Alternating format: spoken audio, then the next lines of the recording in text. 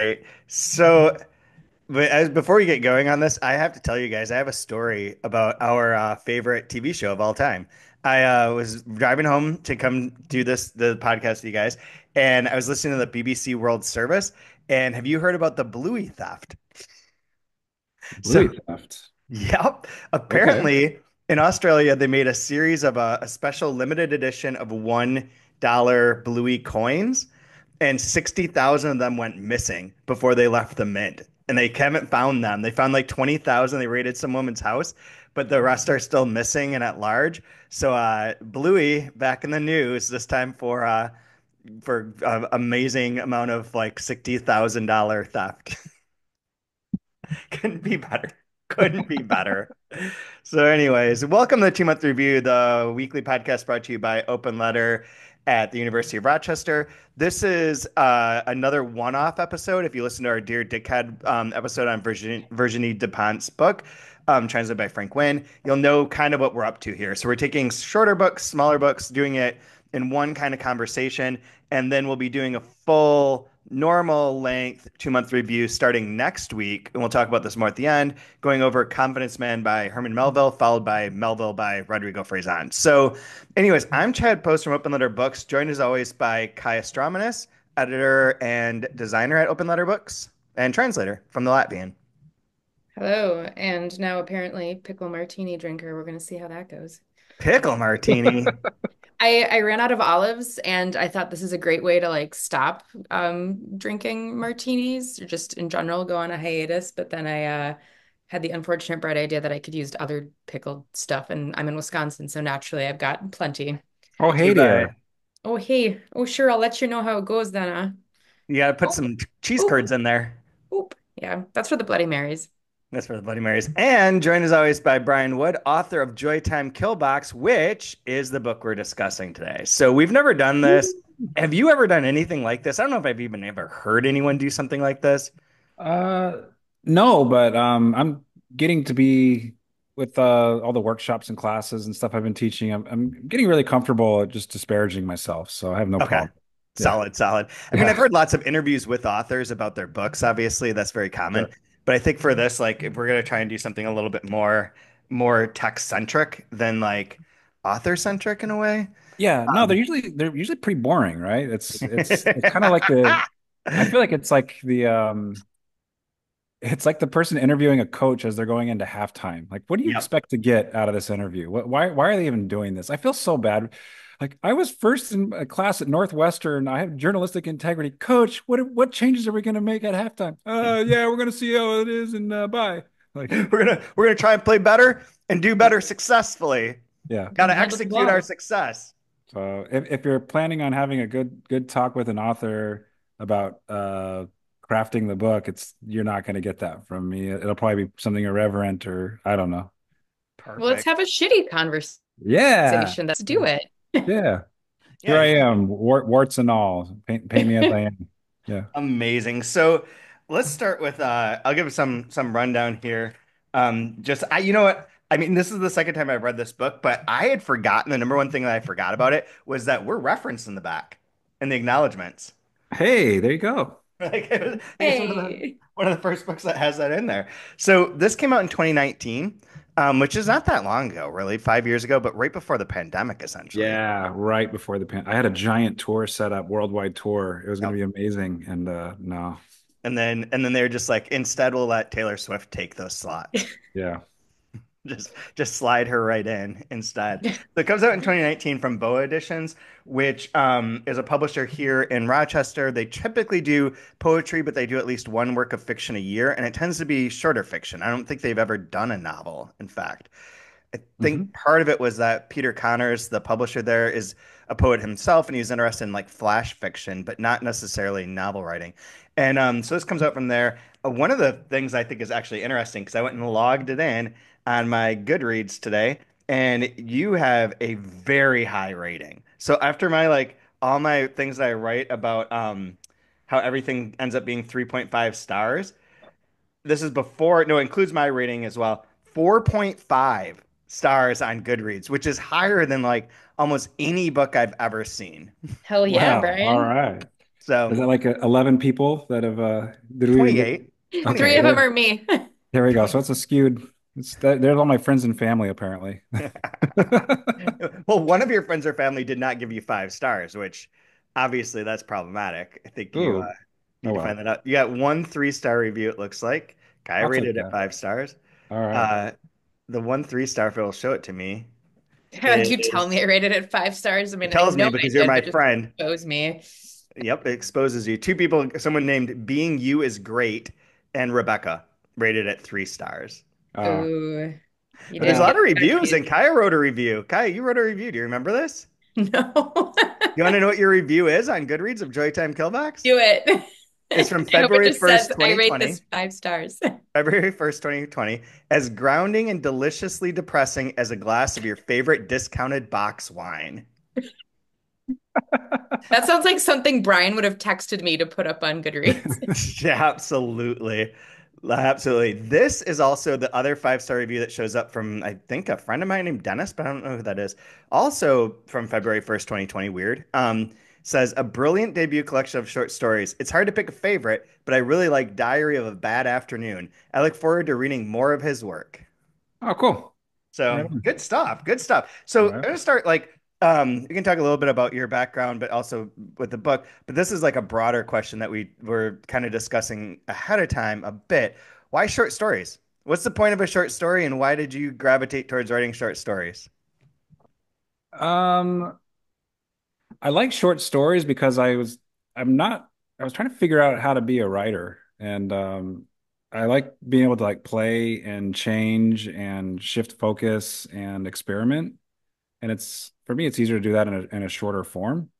Um and then when you I went through the MFA program in the United States and when you go through that you typically have to have either a novel length work or a collection of stories as you know for your graduating thesis. And so my idea was, well, I want to write a novel anyways, so I might as well just do a short story collection. Maybe I could have both at some point. And so I just focused on workshopping short stories, padding the short stories to make it a collection. And I really love reading short stories as well. So I think it's more just from what I've been reading a lot of, informed what I was going to be writing more than anything. Yeah. And like there does seem to be like I like the experiment idea. Like that reminds me a little bit of like Julio Cortázar. I really liked his short stories because everyone had like a different form. You can Mhm. do a lot with form. I was curious too, like with the intent. Like you had said something once about what I forget what it was. I shouldn't say this. What was your goal in writing the stories? Like there was like to create a genuine American experience. Yeah, well, I had this idea of like everybody talks about the great American novel, and like, sure, it's a cliche at this point. Use it to make fun of like Ivy League kids or something, right? Like, I'm off to write my novel. Like, you're so important. But there was this idea of like American fiction. I was always curious, like, what is that? And then the other thing I was interested in was this idea of authenticity and what it is to be Yes, it authentic was. with your voice. And so I was kind of enamored with this idea of like authentic fiction. And I don't know necessarily what that is, but in kind of meditating on it, like two works come to mind. And if you're well read with shorter works, most folks have to read this at some point. I read it in grad school because I was an idiot and I hadn't read enough until later in life.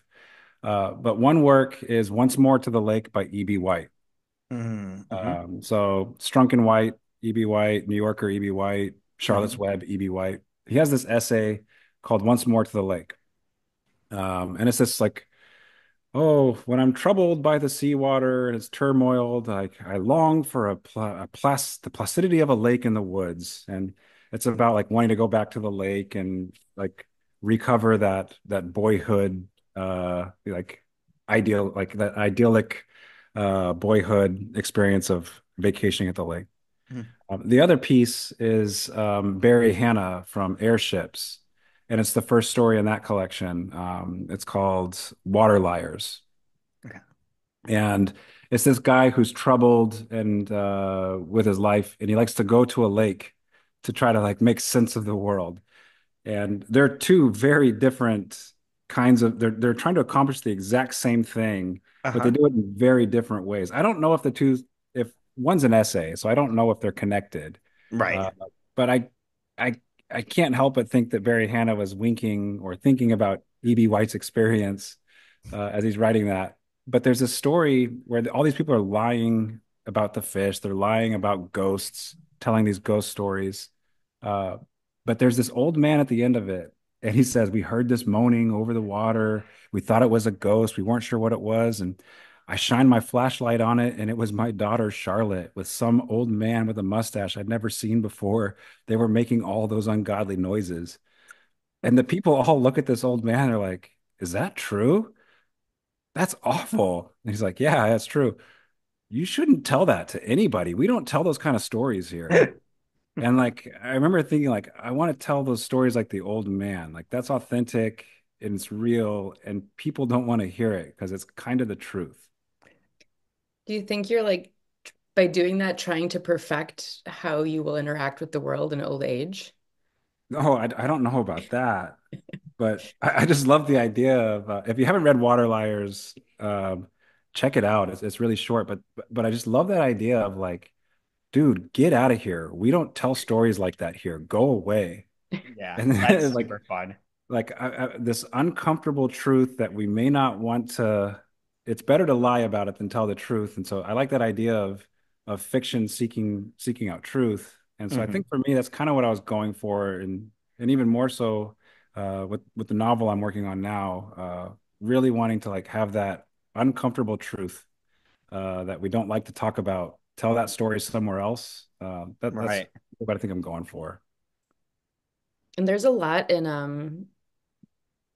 like I know I feel like we've both in your presence and out of your presence compared or sort of set your stories against George Saunders' works. And I don't know. I mean, you and Mhm. I, Chad was very generous one Christmas and gifted both Brian and myself tickets to go see George Saunders in Buffalo. And he does also have a similar, um, not so much the truth, but those like awkward, realistic um, interactions between people and situations. And that's one of the things that I really enjoyed when reading your book all these years ago was seeing like your take on it and Mm. seeing that it wasn't like you're not aping George Saunders at all. Like there are calls to it, but it's very Sure. much your own thing. Yeah, I think that's like, I don't know. There's a lot of pros and there's a ton of cons with the American MFA programs, with Hmm. MFA programs and the type of writing that it puts out. But it's very hard. There's like the usual suspects, like obviously with like it used to be Raymond Carver. I don't know if it's as much anymore. Obviously, yeah, it's the the shadow of Saunders is big and it's very wide, especially in uh men. I see a lot of young men wanting to do that voice, wanting to have that style. It's yeah, it's very yeah. It wasn't on the front of my mind writing some of the pieces, but I can definitely see his influence on some of the pieces. Yeah, I have just as a plug. I've been meaning to read this and I wanted to read it before we talked, but I didn't have a chance. But it's called The Program Era: Post-War Fiction and the Rise of Creative Writing by Mark McGurl, who wrote a book Ooh, that I really like called Everything and Less about Amazon. And this one is about like how like the way that the creative writing program and academia are so intertwined, like the growth of mass going to college and creative writing go hand in hand, and how it's mhm. altered and shaped the way that we think about fiction and reading and creativity.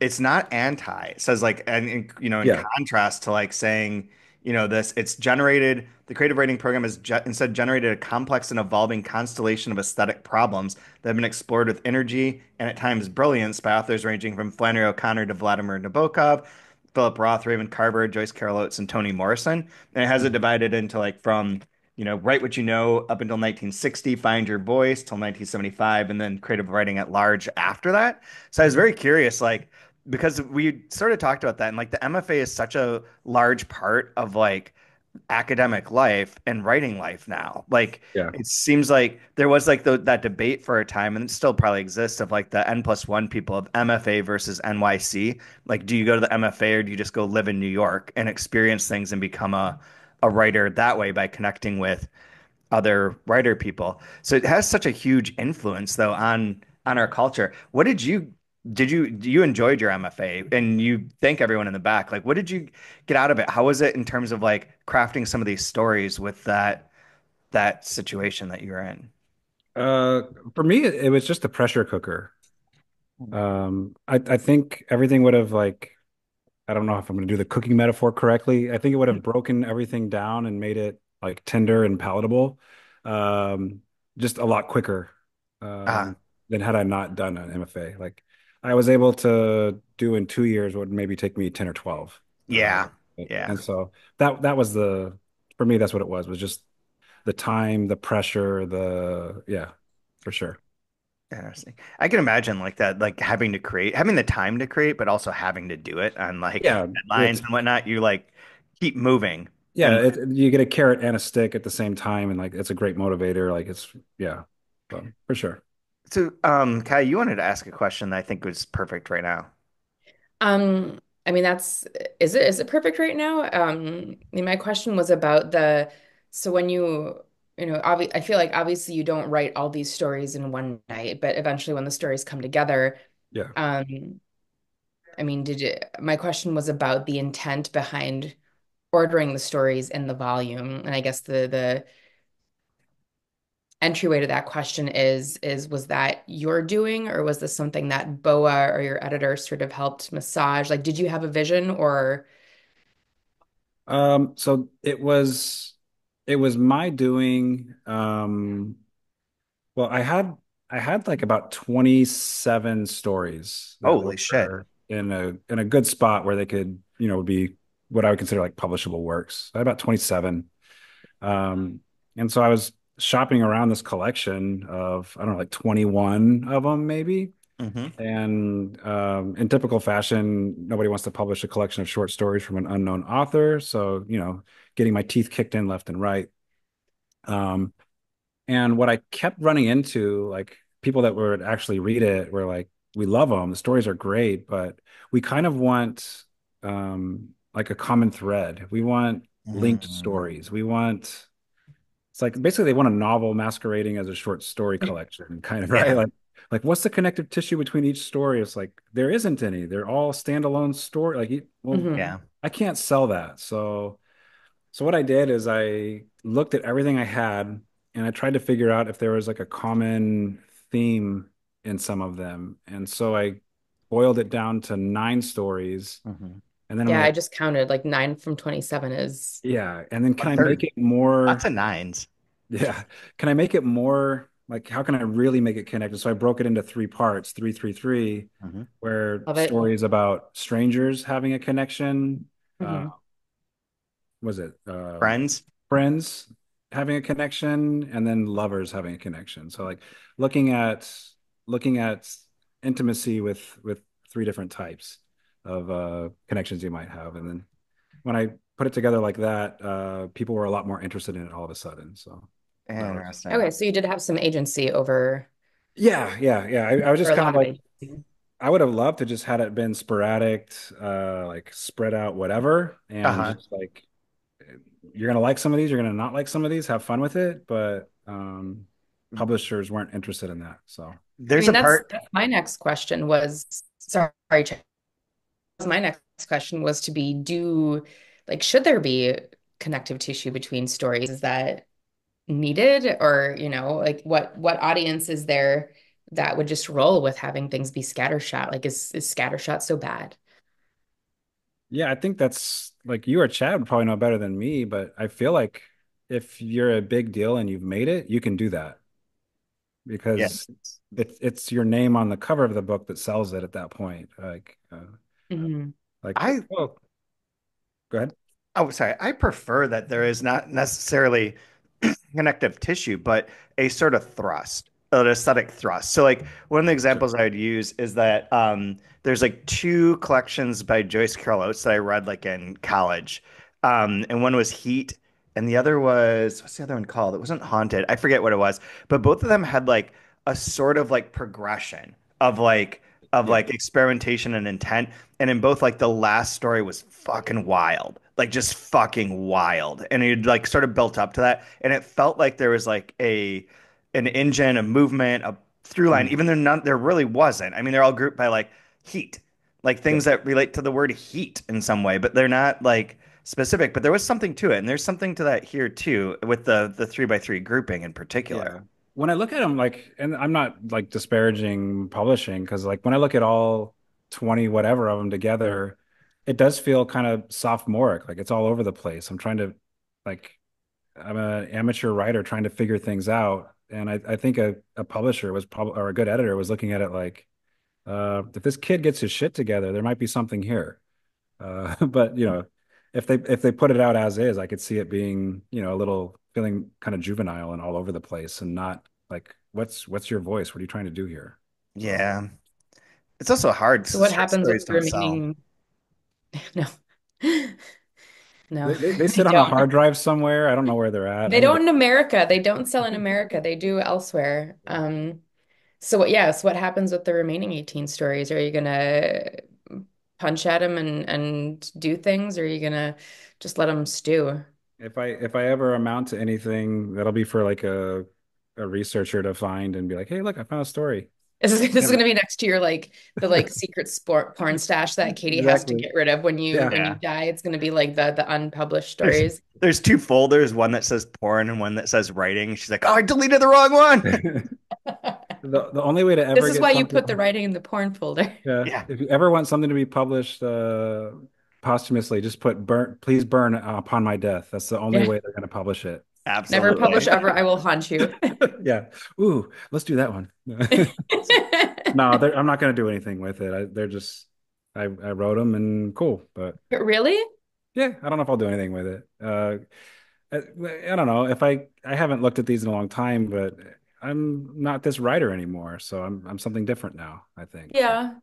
but Yeah, but I mean, like I'm thinking about like the I didn't take a formal MFA, but I'm thinking about the creative writing classes where it's like, if you're working on a novel, you what is it? You throw out like the first 15 or like the first chapter or something and start from there. Like that's just the sort of dreck that you write and get out before you really get to the meat of the thing. But I mean, and this is maybe more about my, Eastern European semi-hoarding mentality, but like I would hate to just get rid of them or to just let them. I mean, if they sit there, that's totally fine. I'm super yeah. comfortable with just letting things pile up Says and says sit. someone who has like a whole dissertation of short stories that she's done nothing with. Oh, I did things. I did my bachelor's with it. It's fine. I Yeah, won I got a little award at the end and a little plaque. It's fine. Um, but you know, but I never, yeah, I never set out to do anything. Um, weak excuse. Totally weak. But like Chad and I were just talking last night about authors and like why we continue to read the authors who we like. And if an author we like publishes something that we're not super, I'll even use George Saunders as an example. 10th of December, I remember listening to that while I was like running at the gym and I remember almost nothing from it. But fuck yeah, I'm gonna keep reading George Saunders because I connected with one book of his and not only, and so I'm gonna keep reading it. And like your Yeah. work, like every time I stop at a rest stop, I think about the first story in the collection of this guy with this little boy. And like anytime our son, like some random person asks, or like anytime he just starts talking to a random stranger, I'm like, he is not the kid in that book. Like he's not the kid in that first story. They're gonna So say like anytime he whips out his dong in front of a stranger, which also does happen. I don't know that it has happened. If it has happened, we haven't been told about it. But I mean, like your writing lives rent free in at least our two brains. Yeah. And so for me to imagine that there is some, not untapped, but some sort of unpolished collection or something that might someday be turned into something bigger, like you might Yeah. stumble into your writing closet some night and be like this fucking thing, and then it's your like fourth novel. Like I find that really exciting. I find it really really exciting, and you saying that you're reminding us that you're working on your novel is really fucking exciting. I, And I like think because I think we that's No, because we know you and because we're friends with you, we're like, I'm not gonna like pressure you. I don't want to pressure you and be Hurry up, like, get it done. it's been 4 years, man. It's Yeah. been 5 years. The But like really looking forward to it. I think when you go in the stumble in the closet and find the thing that you want to do, that's when the Coke is kicking in. Yeah. Yeah. Exactly when. So that first story, that's the one I've heard you read the most out loud, Yeah. in terms of like at events that we did here in Rochester, at Mhm. least, and like the four is probably the one I've read the most number of times Sure. in here too. Do you want to talk about it a bit? Like, basically, it's an encounter between a guy using a urinal in a speedway bathroom and a little kid that comes in, and he tries to help out the little kid. Yeah. Um, and spoiler, spoiler, he touches the kid's hair, the kid screams. Yeah.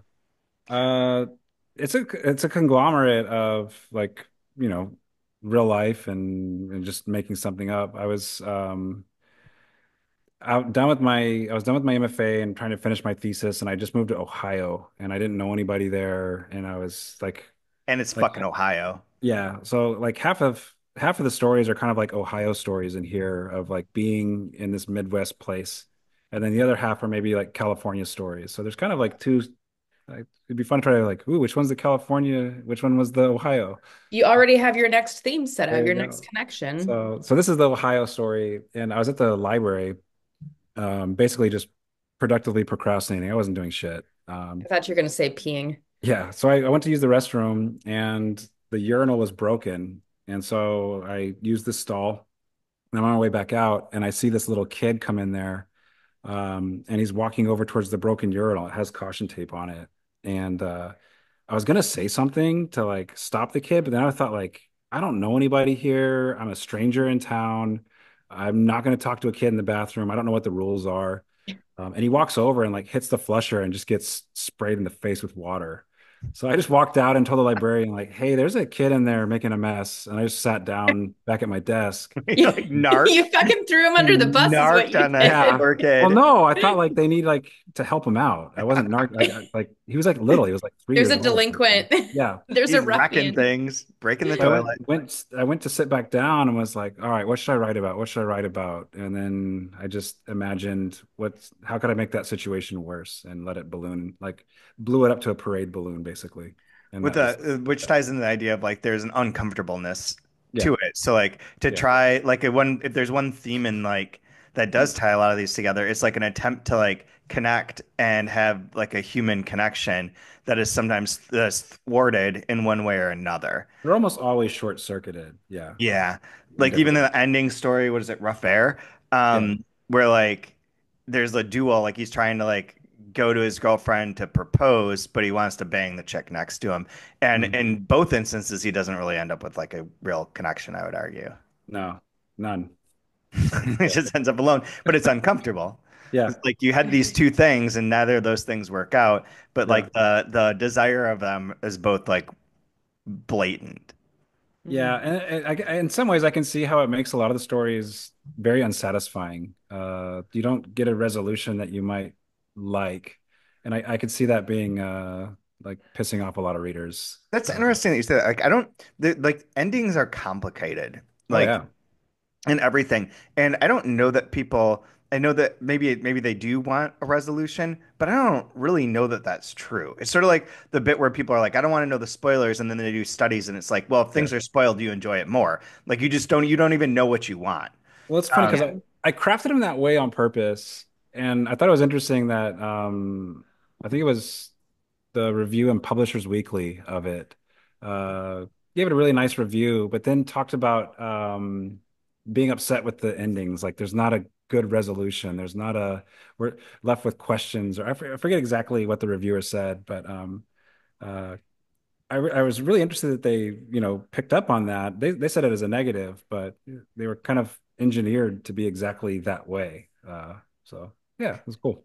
this is Yeah. super funny. The first line says, "Would Slight Absurdist collection, Slight is such a like doing a lot of work there. Absurdist collection of brief encounters exploits the story-making potential of human misunderstanding and the failure to connect."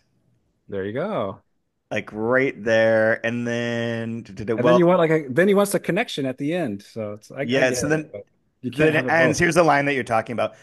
While too many of the diffuse tales fall short of resolution, Wood's knack for identifying characters' discomfort makes him a talent to watch. Fans of Paget Powell will want to take a look. Okay. That's a really solid review, man. Yeah, no, it was a really nice review, and I did like that. This man, if you could just figure out how to write a good ending, I think you got something here, kid. Like I get it, but if you're writing a collection about not making good connections, it's hard to have that. And then I learned. The epiphany on What a the hill. loophole for those of us who aren't Yeah, closers.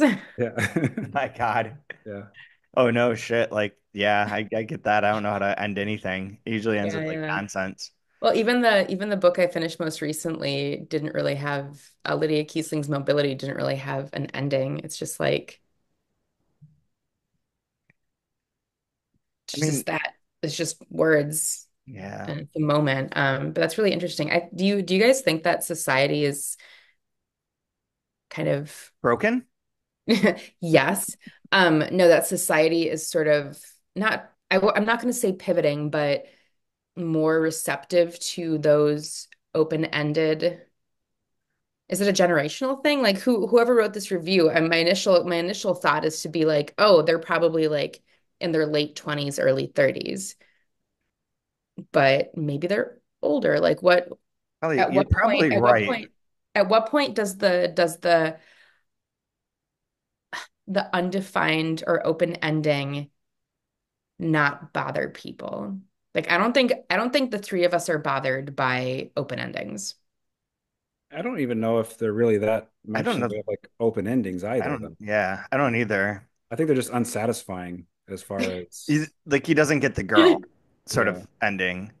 Like you don't get the like with the kid goes out, screams, and the guy's like, "Well, fuck," and like stands there, and you don't get to see the confrontation. So I don't yeah. know if that's. I mean, that's sort of open ended in the sense that like you don't know what's going to come next, but really it's that like the last beat of like seeing that confrontation happen, you don't get. He Right, doesn't. but then the chances of the character himself not seeing the ending, just like get the fuck out of Dodge, man. Like you just get in your car and drive. Like that's what I would do. Like would I be curious? Sort of, but at the same time, I'd be happy to be out of that situation. Because like there is like one story in here. I think the Diary of a Bad Afternoon is it's like a very charming chicken soup for the soul kind of Oh That's the my one I God, wanted those to talk crap, books. about. That's a right? phrase I haven't heard in years. No, but like it has like that one has an ending, that one has a resolution, that one has it's upbeat. And I thought it's interesting that the one that you read that was someone thought it was the strongest piece in it. So I So think I people like both types. I think it's if you handle Mhm. it right, right? And maybe I didn't handle all of them as well as I could, but yeah. yeah, I think that I don't know, I don't have that same reaction. So, Diary of a Bad Afternoon explains your origin story as a writer because you read Kutseya's Diary of a Bad Of Year. course, yeah, it's Diary of completely a Bad Year, wanted to become a writer and wanted to bang your typist. yeah, there you go. Got it. Have you Wait, read for that book? real? No, I have not read this book, but I have it, Yeah. specifically have it from the library because you had mentioned that there's a structural visual element that you wanted to employ in your story. And I wanted Yeah. to have it here to show anyone who's watching this on YouTube instead of listening to it as a podcast. I can show you, but also like I want to talk to you about that. Like, what was your go? Could you walk through like how you came to want to use this particular layout? Which for anyone who sees the page is divided into thirds in all instances, right? Yeah, well, in some Always it's two, and some it's three, but it's running. You have to think of the book as going, all of those are going parallel. like And the top third are essays by an author. And then, like, the middle third is the author's like personal observations as he's writing a book. And then the bottom third is this person that's typing it for him who thinks he's a dirty old man. And so they're each telling their story Mm. and they kind of intertwine and relate to the essay a little bit, but not really. right. Um, if you this might be fun for like what a hack. If you open Diary of a Bad Year, what's the Mhm. first read the first part of the author, not the essay, but what's the first part of the author? How does it start? My first glimpse of her was in the laundry room. It was mid-morning on a quiet spring day, and I was sitting watching the washing go around when this quite startling young woman walked in. Startling because the last thing I was expecting was such an apparition. Also because the tomato red shift she wore was so startling in its brevity. Okay, cool. And so here's our writer kid when he first shows up in Diary of a Bad Afternoon. Here's what he says on page 79 in the Joytime book. First time I saw her was in the dressing room. I waited with a shirt in my hand. This was the most important day of my life, and I had this heavy feeling that my mom was going to ruin it. I was drumming my hand on the tabletop when a stunning woman walked behind the counter. Stunning because she wore a combination of clothes I never thought possible. Brown tights, stunning in their tightness. Yeah. So that's like you're borrowing from his like repetition and that sort of circularity The of definitions. Yeah, and it's like the fun of like the kid wants to be a writer, so he looks up to this writer and just copies that writer, even like with the and so it's just kind of a play, like a play with a, a young writer. This was actually like super hard to write, and for me, the hardest part to write was the essay Yeah. because I'm trying to write an essay that's kind of good, but it Right. has to be like 17-year-old, you've got some talent good, and to tap into that was really difficult to get that voice right. It's Yeah. really like intelligent 16-year-old is kind of my default, even as a 40 plus year old now. So that's actually my natural voice. Yeah, yeah, perfect. You'd be a really smart junior in high school, I bet. Yeah, that sounds about right. There you go. There you go. That's This It's interesting. So the thing that didn't work in the design of this is that the three things aren't parallel. That's what you were talking Correct. about, right? Like it Yeah. doesn't, it's So not these just divided. alternate. Yeah. So it just alternates from essay, mom's perspective, son's perspective Right. in this afternoon. Yeah. As she's like trying to get him clothes that are like ridiculous. He Yeah. wants to hit on the whatever, the clerk, cashier, Yeah. whatever you'd call it. And he's also like trying to write this essay called On the Origins of First Love about finding a mentor in Kotseya and how he Yeah. accidentally found this particular book, Diary of a Bad Yep. Year. Yeah. And so they all, I think it would have been, I don't know. I liked how it came out, but I think it would have been much more successful if I could have got that formatted correctly, but that's all right. Yeah, what are you gonna do at this Neither point? here But nor yeah, I there. agree with you. It would have looked very cool. Well, I don't get to toot my horn very often, but I set it up really cool. I thought I was being super clever with it, playing Hmm. like doing some really neat stuff with it, but it all fell apart. And the, I mean, yeah, because it's one of the those things that like presentation of it's just like, oh crap. the lines are no Damn. longer necessary in the way that it's Nope. laid out. They can just be Just get breaks. rid of them. It makes no sense. It Yeah. doesn't add, yeah. Well, I didn't because I kind of remembered yeah. because I've looked at this before, but I've never read it. And I kind of remembered what you're talking about and that it works somehow like that. But then when I was reading, I was like, I don't quite remember. So this that Yeah. totally tracks. But it is a great story too. It's also this is one of the very funny ones with like the clothes. And this is actually a question or observation I had for you. Like the clothes are sort of described in here, although not always. They're like left to like they're kind of goofy seeming or like she's always picking out strange things and like okay there's like poofy arms on one of them I think or something and the jeans are too tight, all that kind of stuff. One thing that is interesting is you tend not to, I assume this is intentional, overly describe physical characteristics of the characters. Like Hmm. they're like in sometimes a sketch, sometimes they're just disembodied voices, like talking. Like Yeah. you don't like you do know the one woman, the wife that goes crazy after he sneezes while banging her, and she gets like her hood pierced, and Yeah. like and you get like certain elements of like the Sure. looks, but for the most part, like it could be every man or every woman. Like Yeah. there's not like a necessity to like define or like reel them in. And I think that's kind of interesting too because the book does then float on the voice of it, and on like and it does really put a pressure. I think on both being a short story form, but also because of that, like puts pressure on the individual word choices that the Yeah. characters make because you don't see them, you hear them. Yeah. No, I'm glad you picked up on it. It's super intentional, and it's just I don't know. I used to like read like rules that writers would have for how to be a writer, right? And one that I always liked was Elmore Leonard has his rules on writing, and one of his rules is don't describe people and don't describe places. Huh. So you're There like, was okay, how do I write a story where I don't describe the places and I don't describe the people? They must have to talk and do things. and Okay. interact. Yeah. Interact. And so it forces you to have action, it forces you to have voice. And it was always like a fun game for me to try to, because I don't know, especially in the MFA program style, like we get very painterly sometimes, Mm-hmm. right? With like poetic voice and purple prose. And I love reading that stuff And are naming every sometimes. logo. Sure, sure.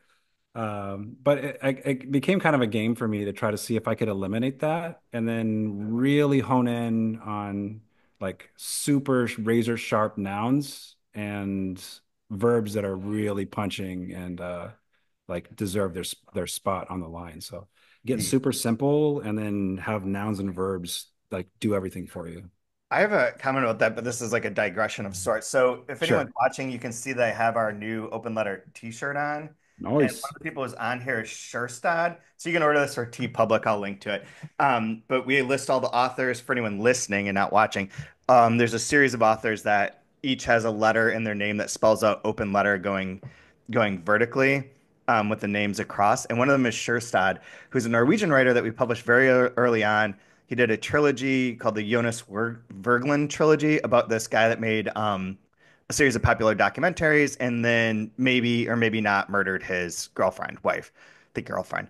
And Okay. the trilogy is great. We did volumes two and three, which is super complicated. Anyways, he came and read at the University of Rochester, and someone asked him a question about like how he because all these documentaries he describes in his book are set in all these various parts of Norway. I'm like, did you have to go do research on all of those? And he's like, no, all you have to do is have three details of any place, and people will assume you've been to that place and they'll know that place.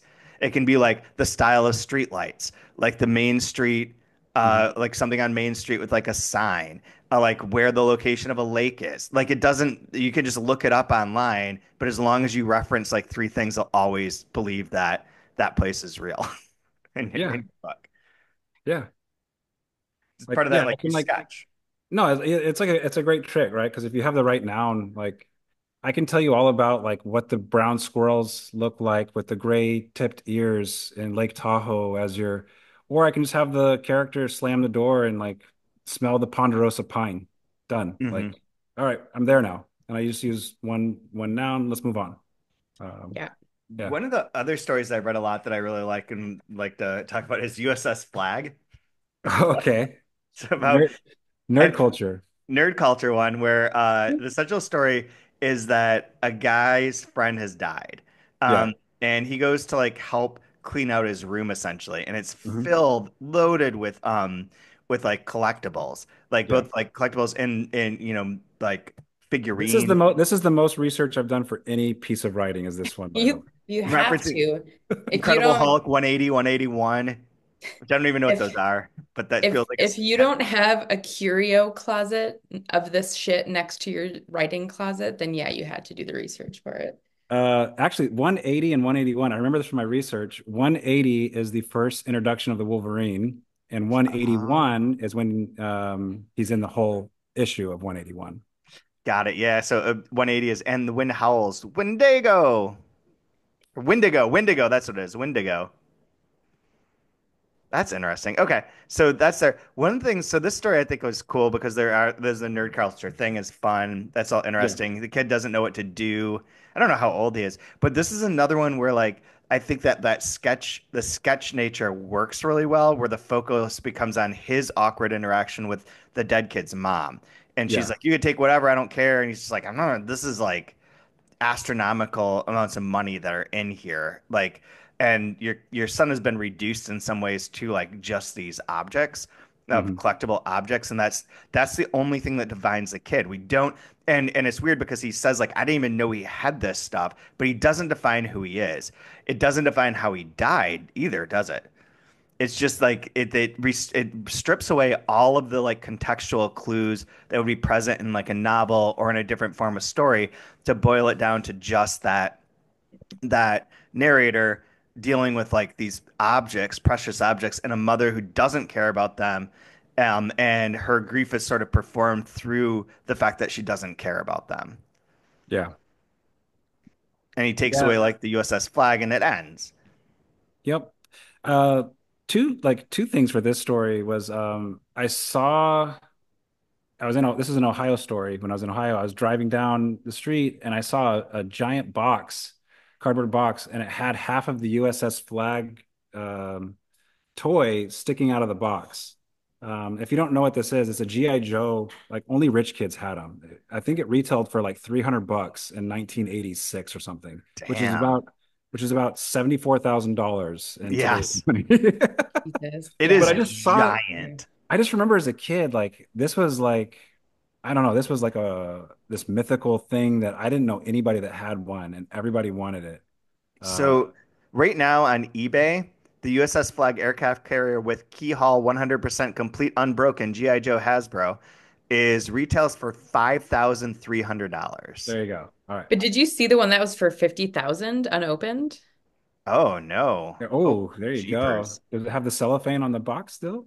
Um, So I just saw it like it was out it on trash does. It day. does. It was just trash day and it was sitting out there. And I remember driving by and like there was a part of me that wanted to pull over and put it in my trunk. And then I'm thinking like, what the hell am I gonna do with a GI? I don't have toys, but I wanted it as a kid. And so then like this idea of like, do I want to carry that baggage around with me? Like I started kind of like playing this in my head. And so I kind of like invented this character that would have that kind of stuff as an adult. And it seems kind of strange to hold on to these things. Um, and then from a literary perspective, is it Sam Lipsite? How do you say his Hmm. Yeah, Lipsite? Lipsite. He had a story called Dungeon Master. Hmm. It was in the Best American Short Stories Okay. one of those years. Um, and it was about a dungeon master. And I think he ends up killing himself or something. But uh, I didn't like the voice in it. I liked the story, but I didn't like the voice. And so it's like I want to do a dungeon master, but with a voice that I like a little bit more. And that's where that one came out of. Yeah. You know, another story is the title story, Joytime Killbox, which I do have a very specific question for you about. So this Sure. one, for anyone who hasn't read the whole collection, is about uh, like a attraction, like a town Mhm. attraction, where you go in and you pay to sit in a box in which a gun is pointed at your head. It is at your head, right? Like, Yeah.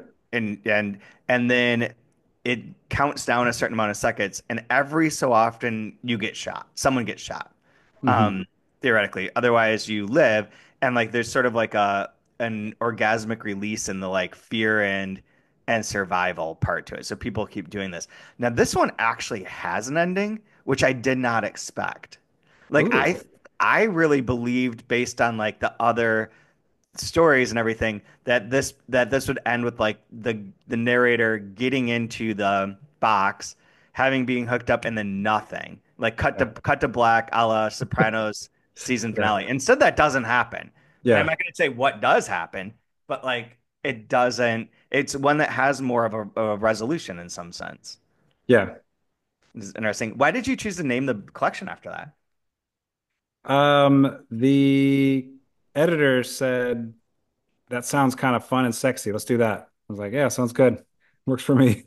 Fair enough. There's a theory that's in Mark Haber's book that I've talked about before too, and it's not anything new, but in Lesser Ruins, someone pontificates about this, where like the first song on an album or the first story in a collection has to be like really good and hook you, but it's the Yep. second one that has to be the banger.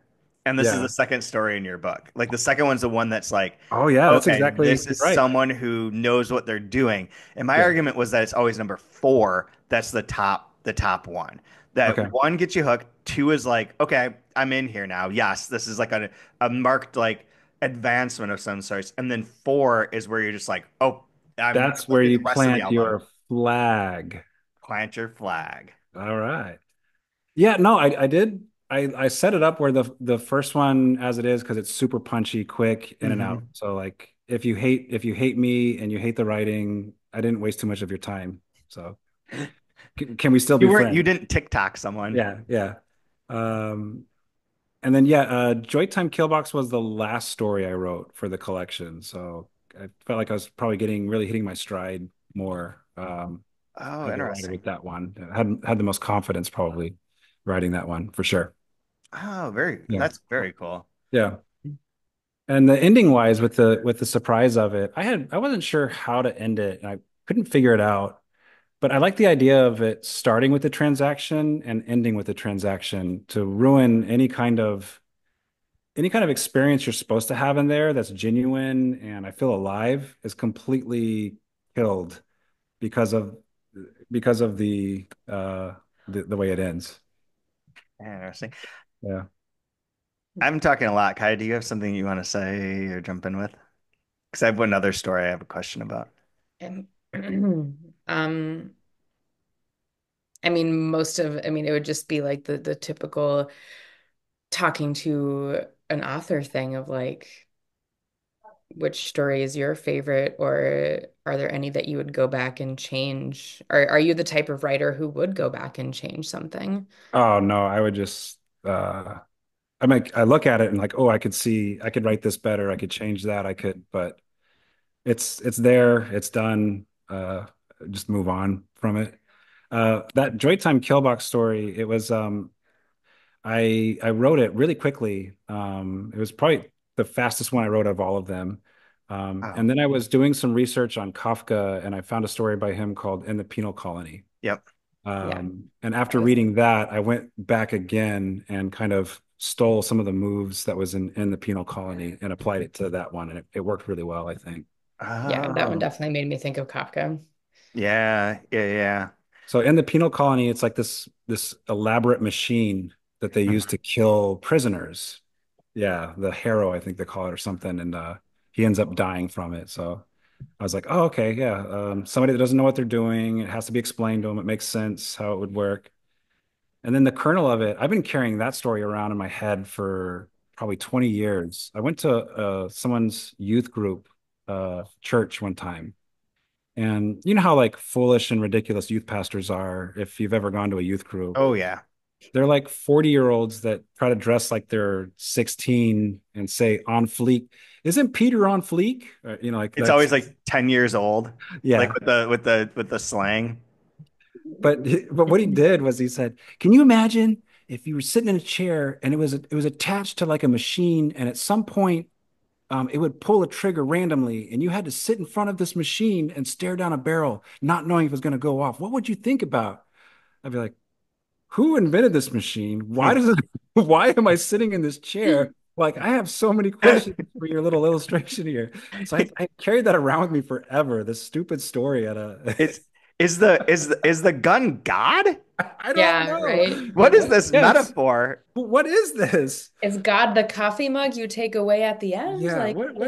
I don't understand. So that was Yeah, I'd carry that around forever. I wanted to do hmm. something with it. So that was my That's excuse. so funny.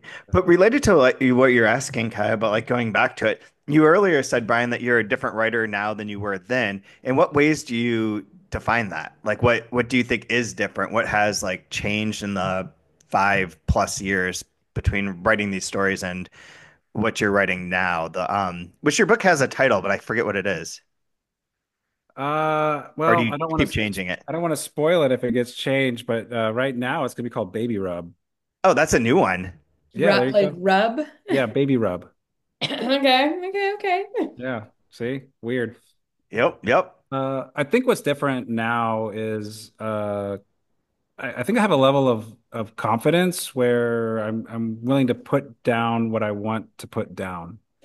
I think I shied away and I pulled a lot of punches in some of the stories because I didn't have the confidence to like really take it where I wanted to. I mean, obviously, like the My Roberta story with the piercings and the Yeah. rough sex, and like I I went a little bit harder there.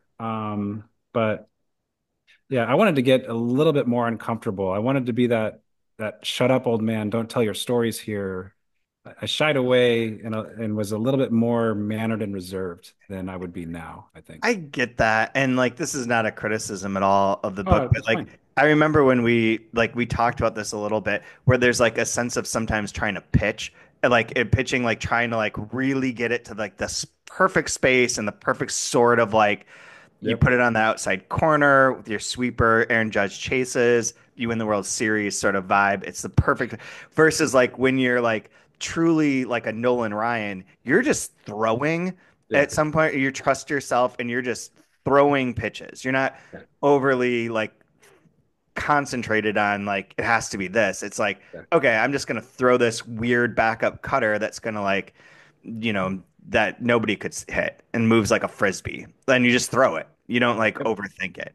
And like I can see what you're saying. I don't think Yeah. it's like super evident, but I could see like within the situation that you're describing the MFA, the like Mhm. everything be like it has to like kind of be not too Yep. raw and be like in that perfect space Yeah, I and pulled a like lot hold of back. punches, didn't, yeah, held back a lot and filtered myself where I maybe shouldn't have, over edited myself in some places.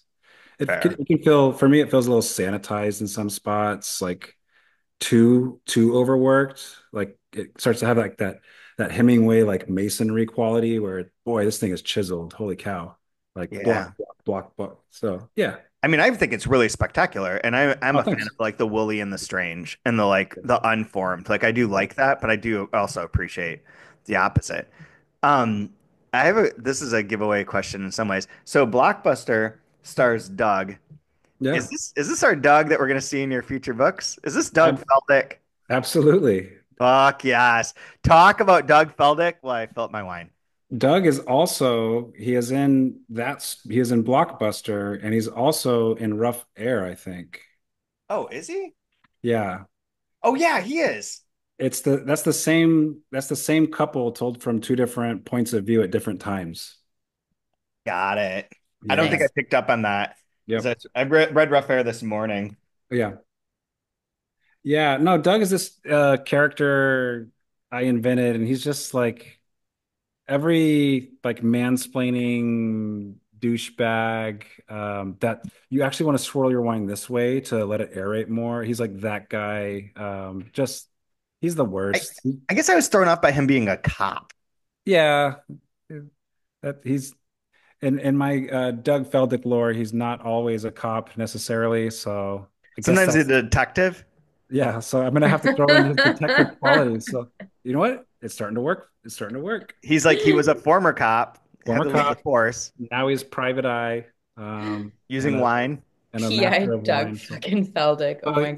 he's gonna be if I get my act together, and get more stuff published, he'll pop up in every single work one way or another. So it's the I Doug love that. Feldick multiverse. It's me the Stan Lee of your Brian He's Hood like- lore. he's like- Yeah, in the Brian cinematic universe of Doug. yeah, Doug is This such is a perfect name for that. yeah. the Super. Dougverse. The Doug verse. Yeah, Doug was a character that you played with a lot that I really love and is Yeah, very funny. unfortunately he has a much bigger role than I was anticipating in the novel. So we'll see. With Blockbuster, though, going back to that, I thought this was interesting too because I don't think I'm wrong about this. That's the only story from the point of view of a female. Correct. Yeah. Yeah, which I thought was really cool too. And like seems like the right choice to offset Doug's like annoying qualities. Like you can't like there's that problem of like if you're telling people how annoying you are, they have to like sort of Yeah. see that.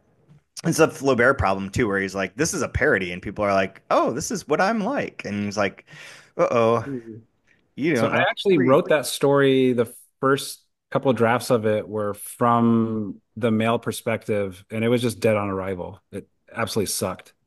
I couldn't get it to work. I liked the setup of it. I liked the idea of somebody breaking up because of the movie choices they have on movie night. I thought that was kind of Yeah, fun.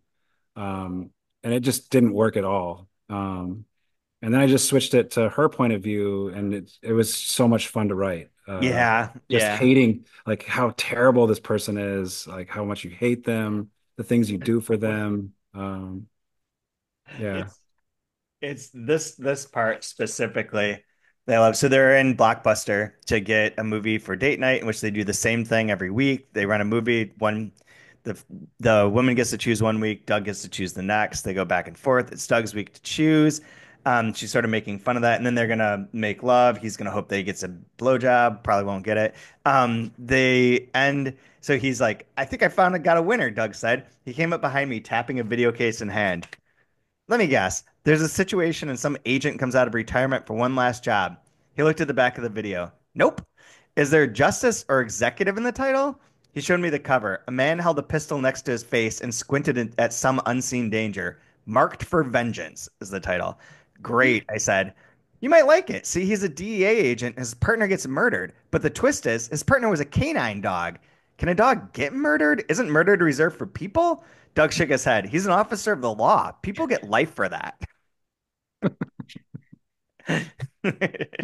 Just how Yeah. I can envision being in Blockbuster and all those shitty action movies that were like seem to exist only in Blockbuster. It's all I Steven Seagal. Yeah. Yep, also yep. the one that I remember Every the last the one. clearest, and this like I think is being like triggered in my memory because of the USS Flag. I never wanted the I didn't like water, so I was more obsessed with like the planes. I like the Dragonfly was my toy, like the helicopter. I thought that was badass. Um, but there was a movie from Blockbuster I remember watching called Blue Thunder that's about a helicopter that's like all jacked to the nines with guns and would be like run by like a police organization busting criminals by like flying up to their Los Angeles like 34th floor apartment and shooting shit through the windows. Is And that the one with the Roy movie is Schneider? everything I want. I don't know. There was one with Roy Schneider, if I recall, where he's like a helicopter pilot or something. I think they even made like a weekly show out of this. Airwolf? Airwolf. Yeah. Blue Thunder. It stars Roy Schneider as Murphy. Boom. Okay. And then there's a person, I assume the female lead is Kate, Candy Clark. That is her name. All right. It's a great name, Candy Clark. Yeah, those movies are rough, but that's a great story too. The whole collection is really fantastic, and anyone listening to this should buy a copy. We'll have a link in the show notes, but you can find it, at really good bookstores or online or wherever. I want to end by telling one funny story that came up this week on Instagram. Is that I was in a bar called Salinger's. I'm going to put some details in here so that people believe that this is true. I was in Salinger's to watch baseball one night, like a couple weeks ago, and there's a guy sitting next to me, and he was reading. I forget what he was reading, but he was reading a book. And I was like, oh, you like, it was like something like higher level that you wouldn't expect. It wasn't like the guy that we met in the one time in the bar where they were talking about like the worst books ever. This is like William Saran or something. And he's like, it's like, oh, whatever. I talked to him a little bit. He's like, yeah, I really love reading. He's like, what do you do? I work in publishing. He's like, I love reading. I read all the time. I just went to like a book fair just the other day to buy all these books. And I was like, well, what do you like? He's like, well, my favorite author right now is Brian Wood. He's a local author. He wrote this book called Joytime Killbox, and I bought it from this sale. And it's really amazing. It's these short stories. He pitches the entire thing to me. And I just sit there being like, okay, yeah. I was like, you know what? I was like, I know Brian Wood. I'm gonna text him right now. And this guy's name is Brian. And I was like, give me your ad. And you said this. And I was like, give me your address, and Brian will send a signed copy of the book to you. And so the guy gives the address. They send it off to you. And then a couple weeks later, I just saw him again randomly. And he's like, you're that guy. I was like, I kind of remember you. And he's like, oh yeah, Brian Wood never sent me his book. He's a liar. So I sent you that message, and then just like yesterday, I got tagged on an Instagram post that's like a cop. It's just a picture of the opening of your book where you've signed it, and it says like just to prove that I'm not always a liar.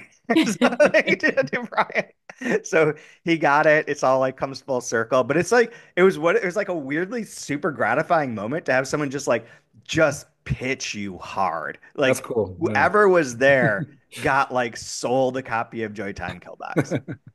Right on.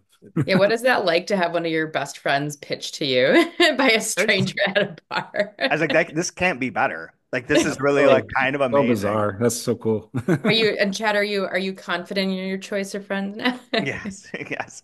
It was I'm Was more that validating? I'm much more validated that in being friends with you, Brian Wood, than this other Brian. Not because of his Oh. choice of books, but like I was like, yeah, this is very cool. Very, very cool. So You're like, what maniac reads books at yeah, bars? who does that except for me? That's not allowed. No, he's a And really me. nice guy, super nice guy.